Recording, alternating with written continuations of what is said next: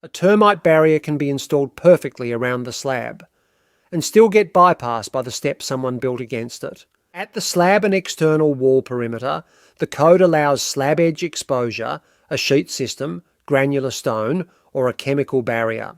A chemical perimeter system goes into a trench, gets treated, then backfilled, covered by a concrete strip at least 50 millimetres thick and 300 wide.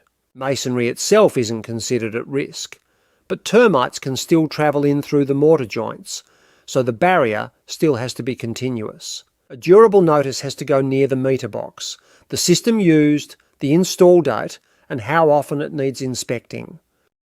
Where it goes wrong: steps, decks, and verandas built against the slab bridge straight over the barrier. Each attachment needs its own termite protection, plus a clear inspection zone against the building. That's the barrier a certifier actually checks. When the answer's buried in your own plans and specs, AskThePlans finds it and cites the drawing and page. You keep the judgment, it does the finding.